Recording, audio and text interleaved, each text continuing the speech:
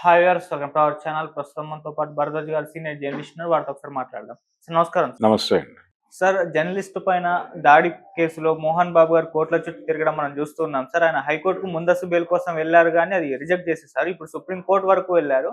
అయితే సుప్రీం కోర్టులో ఆయనకు ఊరట దొరికింది అని చెప్పేసి వార్తలు అయితే రావడం చూస్తున్నాం. సార్, మరి ఎటువంటి ఊరట దొరికింది? ముందస్తు బెయిల్ ఏమన్నా ఇచ్చారా సార్? ఇచ్చే ప్రసక్తి ఉందా సార్? ముందస్తు బెయిల్ ఇవ్వలేదు.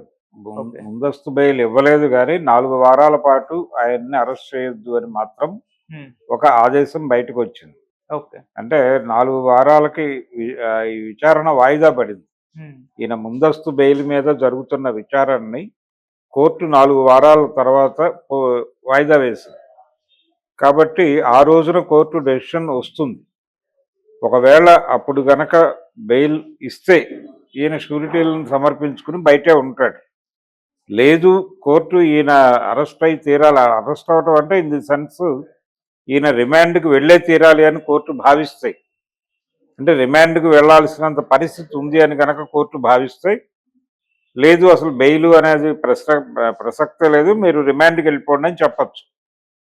ఈయన వెళ్ళి సరెండర్ అయిపోతే రిమాండ్కి తీసుకెళ్తారు. తర్వాత వీళ్ళు కావాలంటే అతని నుంచి సమాచారం సేకరించాల్సి ఉంది అని చెప్పి కస్టడీకి కూడా తీసుకునే ఛాన్సెస్ ఉన్నాయి. కానీ అటువంటి పరిస్థితి ఉంటుందా లేదా అనే విషయంలో ఎవరి సందేహాలు వారికి ఉన్నాయి. కానీ మొత్తానికి మోహన్ బాబుకి అయితే ప్రస్తుతానికి రిలీఫ్ దొరికింది. ఆ రిలీఫ్ ఏంటంటే 4 వారాల పాటు ఆయన ఫ్రీగా ఉండొచ్చు. ఎవరి ఇది లేకుండా తను హాయిగా తను ఏం చేయదలుచుకుంటాడో అది చేయవచ్చు. అయితే ఇప్పుడు ఆయన కొత్త ప్రోగ్రాం ఏంటంటే, ఆయన మోహన్ బాబు యూనివర్సిటీలో సంక్రాంతి సెలబ్రేషన్స్ హడావిడిలో చాలా బిజీగా ఉన్నాడు. బిజీగా ఉండి అక్కడ భారతీయ సంస్కృతి నాగరికతలను ప్రతిఫలింపజేసేలాగా ఈ పండగ గొప్పతనాన్ని అందరికీ అర్థం చేయించి, అంటే రేపటి పౌరులకు అర్థం చేయించి, వాళ్ళతో దీన్ని సెలబ్రేట్ చేయించి, ఎలా పండగ చేసుకోవాలో అలా చేయించి, తద్వారా వారిలో ఒక రకమైనటువంటి స్పిరిచువాలిటీని నింపాలి అనేటువంటి కార్యక్రమం కూడా తనకు ఉన్నట్టుగా ఆయన ప్రకటించుకున్నారు మోహన్ బాబు గారు. ఈ కార్యక్రమంలో బిజీగా ఉన్నాడు. ఆయన బిజీగా ఉన్న టైంలో ఈ కోర్టు నుంచి ఊరట లభించడం అనేది చాలా ఆనందకరమైనటువంటి పరిస్థితి ఆయనకి కొంత మేరకు. ఈ 4 వారాల తర్వాత ఎలాంటి పరిణామాలు చోటు చేసుకుంటాయనేది వేరే గొడవ, కానీ ముందైతే ఒక 4 రోజులు రిలాక్సేషన్ దొరికింది ఆయనకి. ఈ రిలాక్సేషన్ దొరికితే చాలు అనుకుంటున్నాడు ఆయన, అదే జరిగింది. సో ప్రస్తుతానికి మోహన్ బాబు గారు హ్యాపీ. కానీ ఆయన మీద కేసు ఉంది, జర్నలిస్ట్ మీద దాడి కేసు ఉంది. దాంతోపాటు మంచు విష్ణుని చుట్టుకున్నటువంటి కేసులు ఉన్నాయి.